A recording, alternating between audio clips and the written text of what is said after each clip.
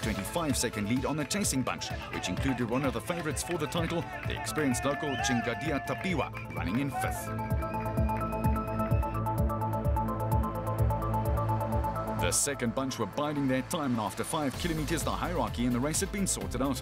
Further back, the blue and white stripes of the University of Cape Town's Old Boys, Varsity Old Boys Running Club, was very prominent.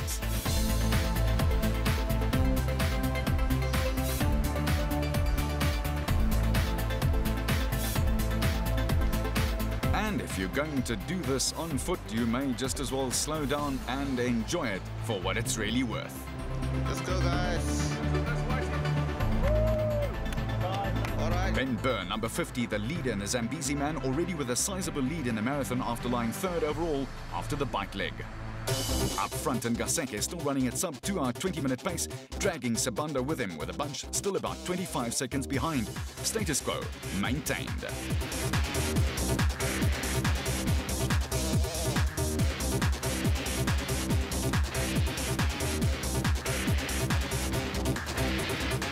Running at this pace requires clocking 3 minutes and 20 seconds per kilometre and takes a toll on your energy supply system. If you start off too fast, the glycogen stores in the system gets depleted, and in marathon speak, you hit the wall. Then it's an uphill struggle to get the legs moving, and your marathon becomes a very real and brutal struggle. The top 4 women were all running under the proverbial blanket, and Catherine Nyakwashira, the 28-year-old Zimbabwean, was setting the pace for them.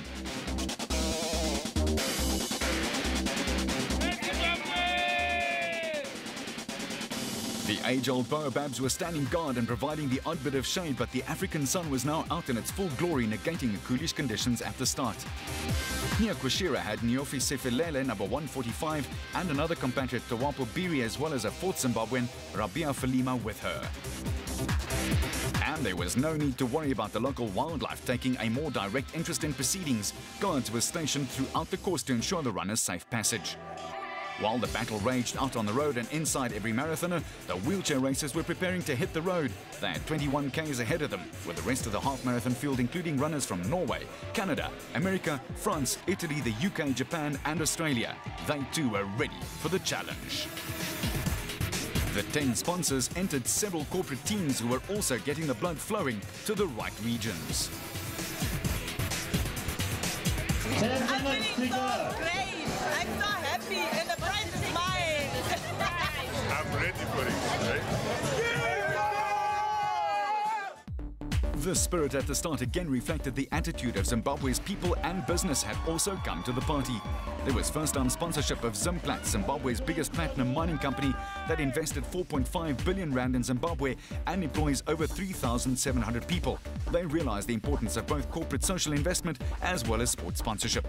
The half marathon, precisely 50% of a standard marathon at 21.1 Ks, is a tough proposition. Not a 10K sprint and not a marathon. Pacing is all important, and the route would test skills as well as the half marathoner's hydration. The front runners, this time going at a touch over 3 minutes per K, were off to a fast start, with the first 50 athletes all hailing from the host country, wanting to ensure that the spoils stayed in Zimbabwe. The 23-year-old local Olivia Chitate was leading the women's race by a solid margin early on and without any female competition. A lead group of 9 athletes was strung out behind the flying pace setters, but it was whittled down quickly as the leg speed failed slower runners and they realized they had to slow down to survive. Water points were plentiful and the water sachets ice cold. This made for fast running.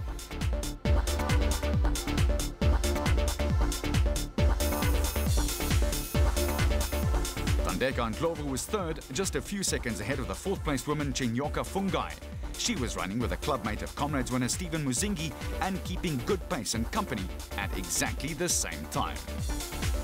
Alison Manaki, the 19-year-old, was already more than 3 minutes behind but had second place secured, as she in turn had a lead of more than 2 minutes over 3rd. But it was Chitate who was most impressive, steaming along at 1 hour and 25-minute pace. Back at the front of the men's marathon field, the situation was the same, but with the athletes now starting to feel the strain of the distance completed, as well as that of the distance still remaining. In the women's race, Catherine Nyakwashira was still setting the pace, with Chokore Chiyetsa sporting number 150, matching her stride for stride. Lizzie Chokora was in 4th, several minutes behind and looking like she was going through a bad patch. Another Zimbabwean, Tawapo Biri, was fifth and running strongly, closing the gap on the women in front of her. The last loop was just ahead, and into the game park, a strong running Sipho Ncube in the colours of Mr. Price strode into fourth, while just up ahead, the 35-year-old Tapiwa Chingadia caught the early leaders after a strong surge. Chikori and Nyao Kashiro were not to be outdone by their male counterparts and were also having themselves a ding-dong battle, with Lizzie Chikori gaining some ground in third place. This was turning into a superb battle for marathon supremacy.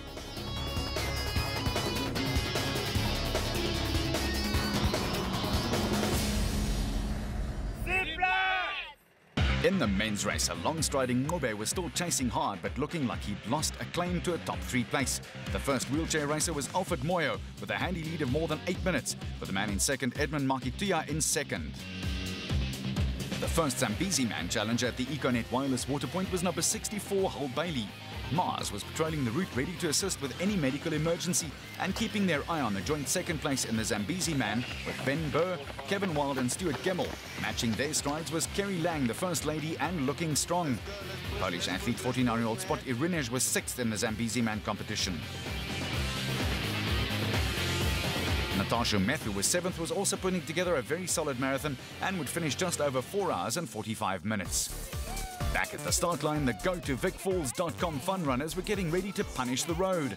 Up ahead, it was just a 5k jaunt, but as we all know, this is serious stuff.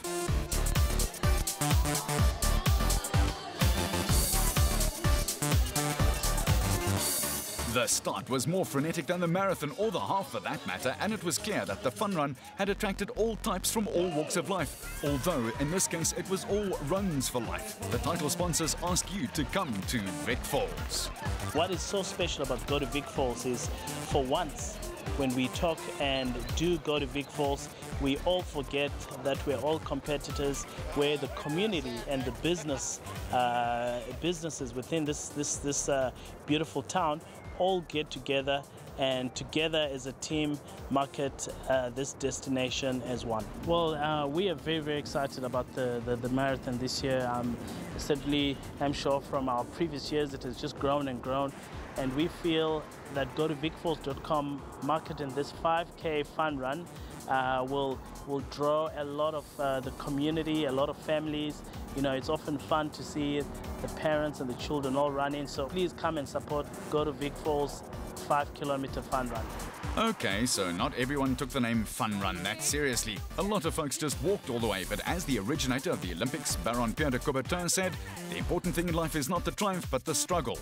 The essential thing is not to have conquered, but to have fought well. Enjoying it? Yeah, absolutely. Okay. Oh my God, I'm so tired. And if you've never believed in the power of the media, look what a camera can do for a flagging man's spirits. Yeah, I'm here. Well done. How are you doing? It's awesome. Yeah, see you. Enjoying it? Yes, very much so. How are you doing? Enjoying it? It certainly takes all shapes and sizes, and in Zimbabwe, they proved it.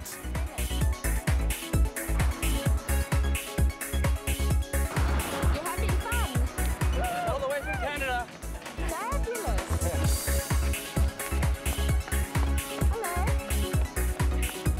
At the finish line, there was a winner, but in a fun run such as this, everyone who gets there in one piece is indeed a winner. In this particular case, everyone got a cap the moment they crossed the line, and there were more goodies awaiting the 5K finishers as they got to the end of the finish chute. It's fine, but I can't feel my legs. They're so sore from the rafting on Friday. The fact is that many fun runs such as this cultivates a seed in first-timers to want to run further and faster. And this is how many half-marathoners, marathoners, and eventually comrades runners start off their athletic pursuits and lifestyles.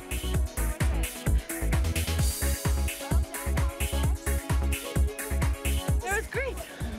Harder with the pram. We'll have to take your word for it. Meanwhile, finishers were streaming in, and that included some of the runners from the Kingdom Hotel. At the Vic Falls Safari Lodge and on the homeward bound journey to the finish line, the men's 42k race had taken shape. As the leaders raced up, the drummers turned it up a notch, but then so did the athletes. Still looking like he was setting the pace, Tapiwa Chingadia, the yellow vest, battled to grab a water sachet but eventually succeeded.